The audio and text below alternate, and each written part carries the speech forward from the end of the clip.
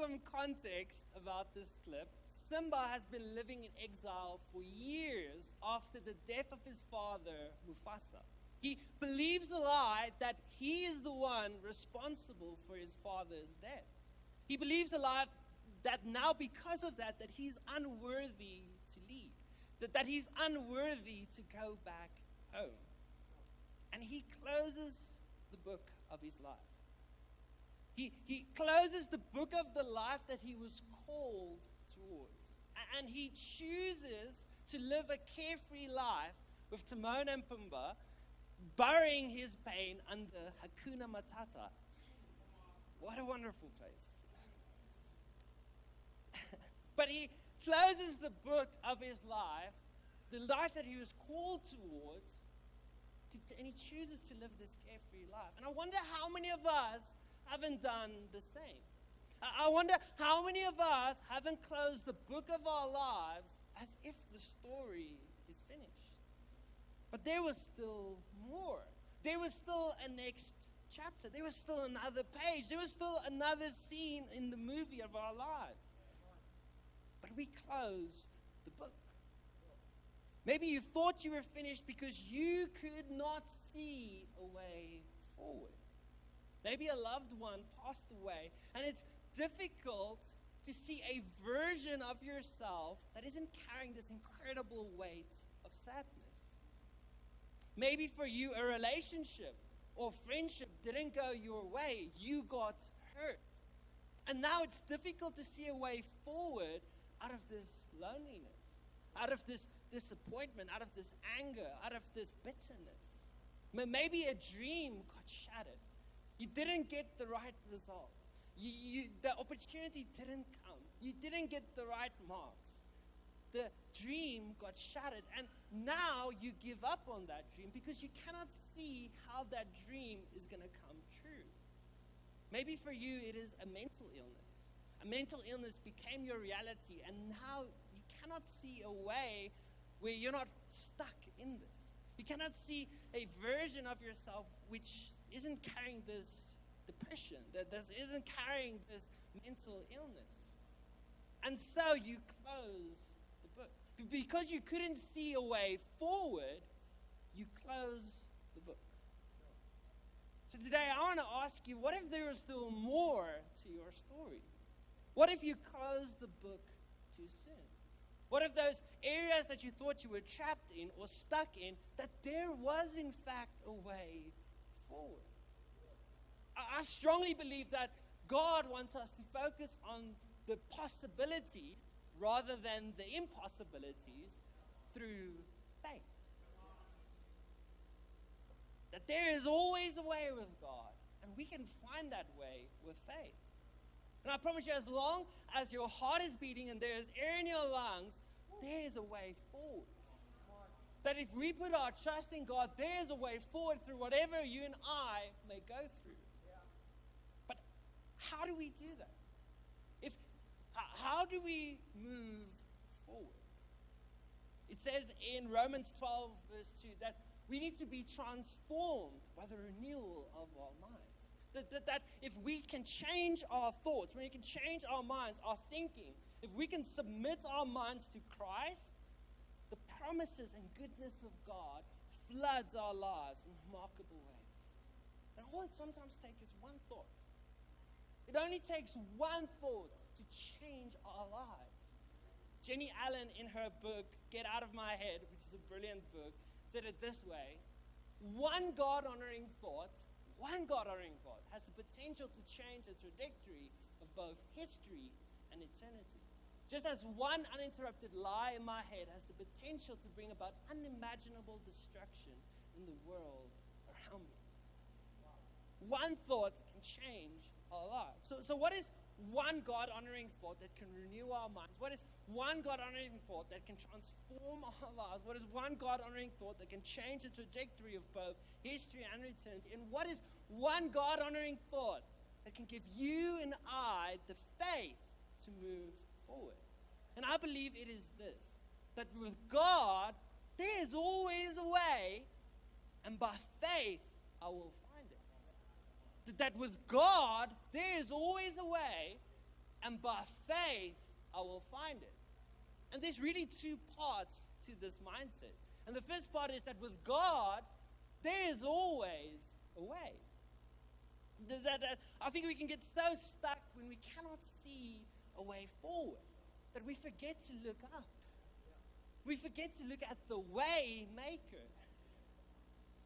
We get so stuck in our circumstances that we forget to see where our help comes from. It says in Psalms 121 verse 1, I lift my eyes to the mountains. Where does my help come from? My help comes from the Lord, the maker of heaven and earth. Our God is a way maker. Our God is a God of possibilities and paths of redefinitions and reinventions of wonderful works and unforeseen ways. If he needs a road, he will make one. If he needs to move a mountain, he'll cast it into the sea. As Pastor Stella said, he is the one who reigns. He is the one who is in control. He runs this world. He controls everything. He is the one who reigns. He is the way maker. As we go through these challenges, we cannot forget to look up, to see where our help comes from. When you need a way through something that's beyond your ability, put your faith in God. The first part of this mindset is with God, there's always a way. And the second part of this mindset is by faith, I will find it. There's a very cool story in Luke 5 about a paralyzed man and 4 of his friends. That they hear Jesus is in town, and the friends know that Jesus can heal people. And so they have the faith, and they go through great lengths because they think to themselves, if we can just bring our friend to Jesus, Jesus would heal them. And they didn't let any obstacles stop in their way. They even went through the roof, literally, to bring their friend to Jesus. And when Jesus saw their faith, he healed the man of his sins and healed him physically. Because they had faith, they found a way past obstacles, and Jesus did the miracle. And I'm sure you've had moments like that. Some of us have moments like this. I've had moments like this where I had a burst of faith, where I trusted God, that I clung to God, that I took risks. I went out of my way. I took risks. I tried to find a way. And God did the miracle. Because I worked really hard and trusted God, God did the miracle. He's the one who showed up.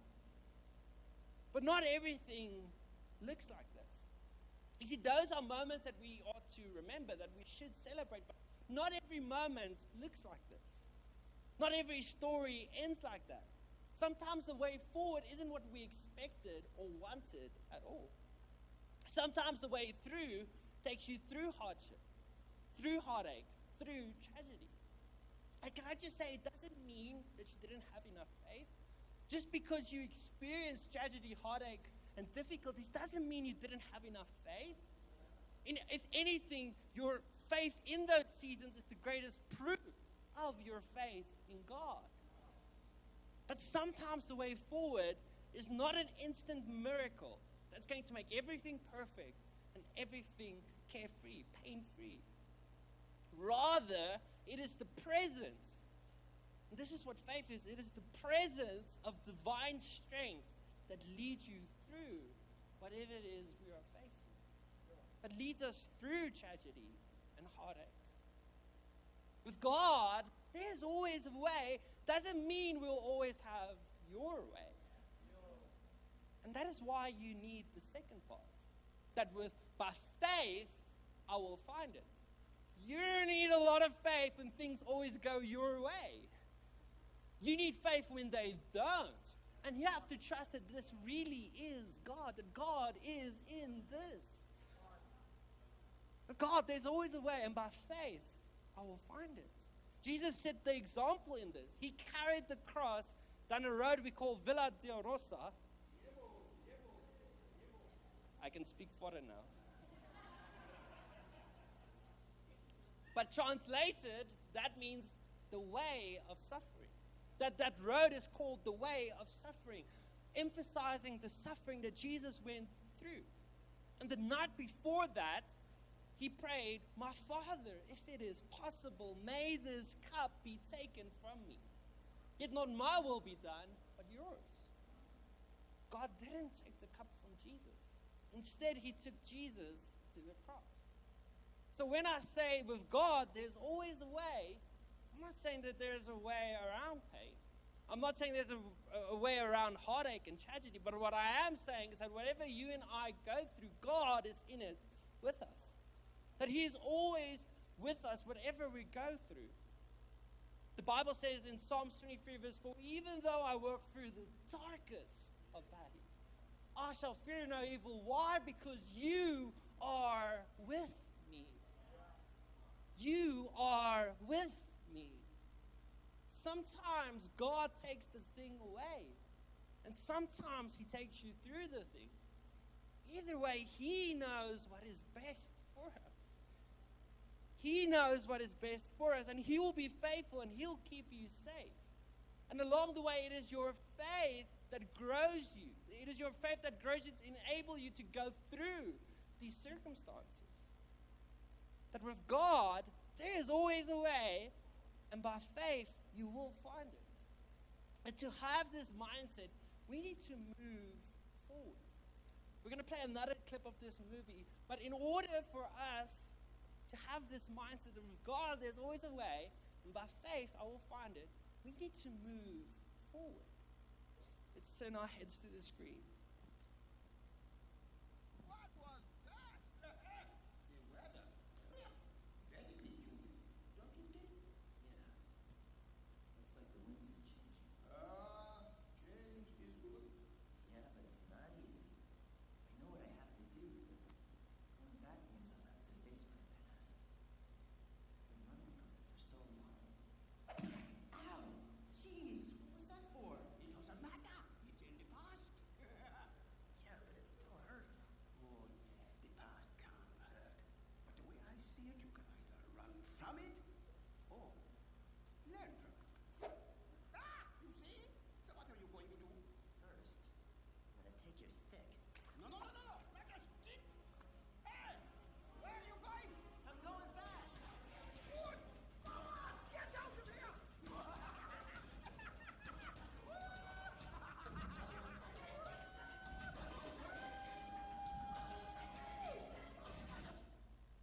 I wish I had a laugh like that. But in this scene, we hear Simba say, "I know what I need to do. But going back means I'll have to face my past." Then Rafiki hits Simba on the head and he says, "The past can hurt us. But the way I see it, you can either run from it or you can learn from it." I think sometimes we overestimate the power our past has on us to move forward. And we underestimate our freedom to leave those things behind and move forward in faith. We overestimate the power our past has to hold us back, and we underestimate our freedom to leave those things behind and move forward in faith. In the Bible, there's this guy called Moses, and Moses was incredible. Israel needed Moses, or so they thought. You see, Moses led the Israelites for 40 years. He was the one who led them for 40 years through the wilderness. He was the one who spoke to God on their behalf when they sinned. He was the one who gave them food from the sky and water from the rock. He was the one who beat Chuck Norris in arm wrestling. The last one I made up. But Moses, he was a legend. He led them out of slavery towards the promised land. But when they reached a place called Moab, which is literally right next to the promised land, Moses passes away.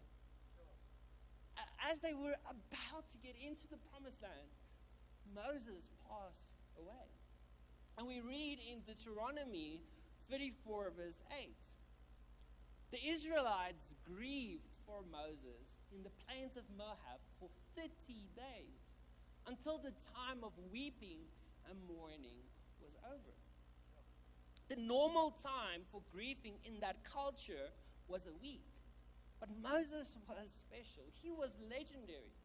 So Israel needed a whole month to mourn him. But at some point, though, they had to accept the fact that Moses wasn't coming back. Moses was no more. Or like how I like to say it is, Moses was no mo. When you work with youth, your vocabulary becomes very interesting. But Moses was no mo. And because he was no mo, the question we had to ask is, what's next? Because Moses was no mo, what are we going to do now? You see, they were at a critical point where they've been grieving for a month, and now they had to make a decision. What are we going to do? It was a moment of decision. The promised land was on the horizon. It was right next to them. It was their future, and they were looking forward to it. But in order to step into that, they need to let go of what had happened. They had to let go of what had happened. They had to leave it behind. And that's not easy. It wasn't easy for them, and it isn't easy for us. How long does it take us in seasons of transition to accept that something is never going to be like it once was before? Often we keep trying to make things like they were before. We get trapped in the memories of our past, reliving something that we have lost or left behind, wishing we could go back to those days, because those days seemed so comfortable. Those days seemed so secure. Those days seemed so nice. Those days seemed so good. Those days seemed so perfect. It is what we call the good old days syndrome, where we have an idealized view of the past, which is stopping us from accepting our present realities and stepping into our future calling. It's the good old days syndrome, where we have an idealized view of the past, which is stopping us, which is not allowing us to accept our present reality and stepping into our future calling. And if you're going to follow God's way forward, which is, by the way, the way of faith, sometimes you have to leave Moses on the mountain. Leave Moses on the mountain. And that's what the Israelites had to do. They spent a month mourning Moses in Moab. Try saying that 5 times. A month mourning Moses in Moab. That's a lot of Mo's. That's a lot of Mo's, and all of them ended at once. No more Moses. No more mourning a past that isn't coming back. No more waiting for the good old days to return. No more camping in Moab. No more. The time had to come to move forward into the promise of God. Notice when we look at this verse, it doesn't say that the feeling of mourning was over, but rather the time of weeping and mourning was over. And that's an important distinction, because this isn't meant to be cruel. God isn't saying it's over, get over it, stop crying, quit whining and grow up. I'm not saying that either. They took a month to mourn because emotions matter. Emotions matter, but eventually, at the right time, mourning had to give way to movement. Mourning had to give way to movement. They had to go from no mo to now move. To now move. Jesus told one of his disciples in Matthew 8, verse 22, "Follow me and let the dead bury their own dead." Follow me and let the dead bury their own dead. In other words, don't let what is dead stop you from living. Maybe it's time to move out of your Moab, To stop looking for a Moses who isn't going to come back. To stop reliving a season of your life that was great, but isn't happening anymore. A season of your life where it was the good old days, but that season has ended. To quit waiting for someone to apologize for hurting you. To stop fantasizing about a romance that didn't work out. That person moved to Timbuktu, and you're still watching there every single step, going on Facebook, refreshing every time, like, what are they up to right now? He was no more, thank you.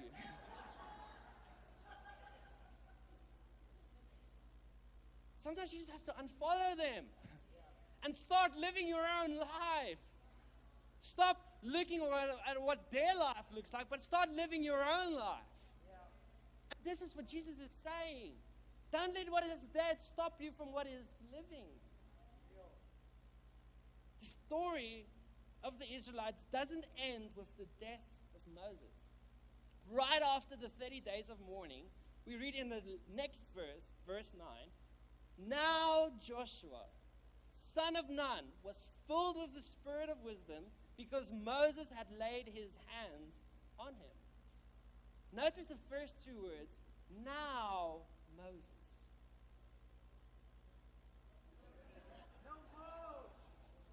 That was like one of my main points. No more Moses. No more Moses.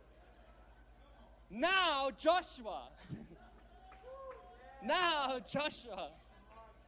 God took them from no more to now Joshua. For every no more in your life, God is already working on a now Joshua. Whenever there is an ending, God is already working a new beginning. For everything in your life, there is a now Joshua. Because He is the one who is the way maker. He is the one who makes a way. When you see no more Moses, God is saying, now there's a Joshua. When you see an ending, God is already making a new beginning. Where you see no way, God says, now watch me make a way. Give me space. Allow me to make this way. Allow me in. Make some room. Maybe the devil has been telling you that you're finished, that you're done. It's over now. But God says it's not finished because I'm not finished.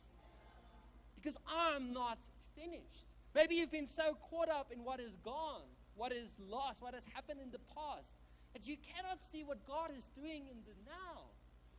How God is preparing you now.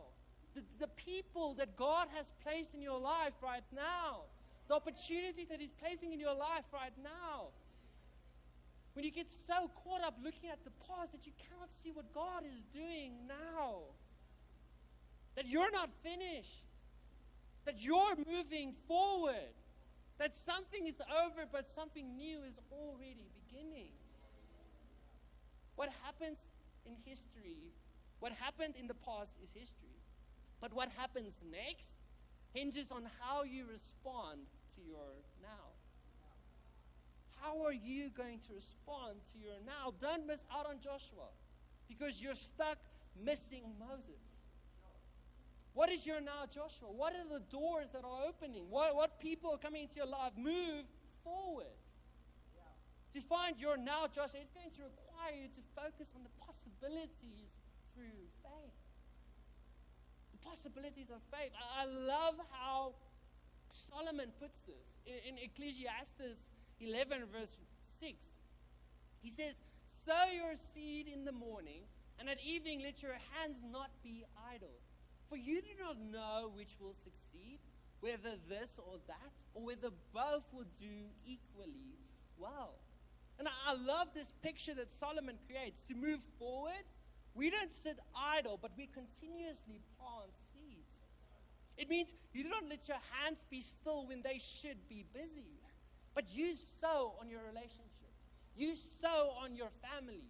You sow on your work. You sow on your calling of God. You sow on your joy. You sow on your mind. You sow on the things that God has placed in your life. You sow in every part of your area. every part of your life that you find yourself in, because you don't know which will succeed, this or that. But we continuously work on it. When we face loneliness, when we're facing loneliness, instead of dwelling in isolation, we plant seeds of connection. By reaching out to people, by joining life groups, by joining activities, by surrounding ourselves with people. When we feel like there's no one in our lives, that we'll never meet anybody, but we stay home all day. The only friends you're probably going to make is the Uber drivers, but that's about it. But maybe we need to plant seeds of possibilities to get out of the house and actually surround ourselves with people. Plant seeds of opportunity. When you can't see a way forward from the sadness that you're carrying, plant seeds of joy. Do things that you love doing. Surround yourself with loved ones. Plant seeds of joy. When you can't see your relationship with your parents, with your friends, with your family, working out, plant seeds of restoration. Do something nice towards them. Show them that you still care. That in the midst of our difficulties, in the midst of our conflict, in the midst of this unity between us, we plant seeds that we still care. Yeah. That we're not, we be the bigger person. That this isn't about you or me being right, but this is about unity. And we want that. So we plant seeds of restoration. When you can't see a way forward, plant seeds of possibilities. And out of it, believe that with faith, God will make a way. When you are hurt, plant seeds of healing by bringing it to God and asking Him for advice. We plant seeds. We continuously plant seeds. For we do not know which will succeed, whether this or that, or whether both will do equally well. And I think sometimes we get so stuck in the, what if it fails? What if I invite people and no one shows up? What if I go put myself out there, but I don't get the response I wanted? What if I apply to that job application, but I don't get the job? I don't get the university acceptance. What if I do all these things and it doesn't work out? What if we flip the question? What if we said, what if this succeeds? Because here's the oh so sad but not so surprising statistics about unsown seeds. 100% of seeds that you do not sow do not grow. 100% of unsown seeds do not grow. So we continuously plant seeds. And sometimes it's just having that faith that yes, that I'm tired, but I'm going to hold on to God. I'm going to put my faith in Him. I'm going to plant a seed, no matter how small that might look like. Because God said if we have faith as small as a mustard seed, He can move mountains. So maybe for you, it's just making a small step of faith. Saying, God, I'm going to put my trust back in You. That yes, I've been carrying this. Yes, that I'm hurting. Yes, I do not know which way to go. But God, I'm going to hold to You. I'm going to put my faith in You. And I might not have my faith in You every single day, but I'm going to try. I'm going to try and cling on to You. I'm going to try, as difficult as it is in this mental illness that I find myself in, I'm going to try and reach out to people. Even when I don't feel like it. When I just want to stay home. God, I'm going to put my trust in You, and I'm going to go to that activity. I'm going to meet up with those friends. I'm going to go to that life group. Because God, my trust is in You. That yes, I'm hurting, God. But God, I'm going to have faith in possibilities instead of the impossibilities. I'm going to take captive my mind. I'm not going to say that this is it. That it is over. That there is no way. I'm not going to accept that this is my reality. Because this is not from You. God, You say that we have life and life abundantly. You say that we're not held captive by anything. You say that there's nothing of this world, that You have victory over everything. So God, I'm going to put my trust in that. But I'm also going to play my part. And I'm going to plant those seeds so that it can happen. I continuously plant seeds, God, holding on to you. And sometimes it's not a pretty picture, but God, I'm going to hold on to you. God, give us the faith. Because with you, there is always a way, and by faith, we will find it. It might take a while. It might not be what you expected, but keep sowing, keep going, keep pressing. Don't be idle, don't stop. Focus on possibilities. Look forward to what God has for you. We need to move forward because for every no Mo, there's a now move. There's a now Joshua. God will make a way when we put our faith in His character, His promises, because He has never failed. With God, there's always a way, and by faith we will find it. Let's repeat it after me. With God, there's always a way, and by faith I will find it.